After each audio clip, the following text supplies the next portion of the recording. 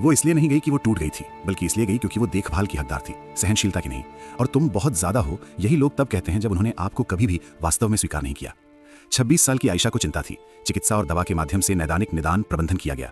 उसने इसे कभी नहीं छिपाया, न दोस्तों से, न डेट से, न कुणाल से जब वे दिल्ली में एक दूसरे से मिलने लगे। मुझे सामान्यकृत चिंता विकार है, उसने उसे पहले ही बताया, जिससे उसे सूचित होकर चले जाने का विकल्प मिला। ये उसका हिस्सा है जो मैं हूं, मैं इसे प्रबंधित करता हूं, लेकिन कुछ दिन कठिन होते हैं। 27 वर्षीय कुणाल ने कहा कि वो समझ गया है, कहा कि मानसिक स्वास्थ्य जागरूकता महत्वपूर्ण है, कहा कि वो कभी न्याय नहीं करेंगे। वो उस पर विश्वास करती थी, वो ऐसा क्यों नहीं करेगी। पहले तो उन्होंने अपनी बात रखी। सबसे पहले उसने चिंतित सर्पिलों के दौरान उसे आश्वस्त किया।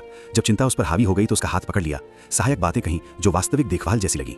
समय के साथ धैर्य खत्म हो गया, आश्वासन सलाह के भेष में झुंझलाहट बन गया। आप बहुत ज्यादा सोचते हैं, जैसे कि चिंता सिर्फ जरूरत से ज्यादा सोचने की थी। वो रुक सकती थी, बस सकारात्मक रहें, मानो नैदानिक चिंता ने जबरन आशावाद का जवाब दिया हो। क्या आपने इसके बारे में चिंता न करने की कोशिश नहीं की है, मानो वर्षों की थेरेपी के दौरान उसके साथ ऐसा कभी हुआ ही ना हो। उसके आतंक हमलों ने उसे शर्मिंदा करना शुरू कर दिया, खासकर सार्वजनिक रूप से, खासकर दोस्तों के बीच, खासकर जब उन्होंने उसकी योजनाओं को बाधित कर दिया। जब उसकी सांसें तेज हो जाती थी तो वो तनावग्रस्त हो जाता था। जब उसे सामाजिक परिस्थितियों को छोड़ने की जरूरत होती थी तो वो निराश हो जाता था। जब वो आगे बढ़ने में असमर्थ हो जाती थी तो नाराज हो जाता था। उसके थेरेपी सत्रों ने उसे परेशान कर दिया। आप अभी भी जा रहे हैं? क्या ये महंगा नहीं है? तुम कब बेहतर हो जाओगे? मानो मानसिक स्वास्थ्य प्रबंधन का कोई अंतिम बिंदु हो, मानो वो संघर्ष जारी रखना चुन रही हो। कठिन दिनों के बारे में उसकी ईमानदारी असुविधाजनक हो गई। वो मजेदार आयशा, शांत आयशा, ऐसी आयशा चाहता था जिसे भावनात्मक श्रम की आवश्यकता न हो। वो संपूर्ण व्यक्ति नहीं जिसे कभी कभी समर्थन की आवश्यकता होती है। एक रात जब एक विशेष रूप से बुरे प्रकरण के दौरान दिल की धड़कन तेज हो गई थी, सीने में जकड़न हो गई थी, दुनिया उसके करीब आ रही थी, उसने उसे हिलाते हुए बुलाया। उसे ग्राउंडिंग तकनीकों की जरूरत थी जिसका उन्होंने अभ्यास किया था। बस उसे बाहर जाने के दौरान मौजूद रहने की जरूरत थी। उसने आ भरी, सुनने में स्पष्ट रूप से थका हुआ। आयशा, फिर ये है, तुम बहुत ज्यादा हो। 3 शब्द, बहुत ज्यादा। नहीं कि ये कठिन है या मैं मदद करने के लिए संघर्ष कर रहा हूं, लेकिन तुम बहुत ज्यादा हो। मानो चिंता के साथ उसका अस्तित्व अत्यधिक बोझिल, मौलिक रूप से अस्वीकार्य था। यही वो क्षण था जब प्यार खत्म हो गया, धीरे धीरे नहीं बल्कि तुरंत, साफ साफ, जैसे कोई दरवाजा बंद हो गया।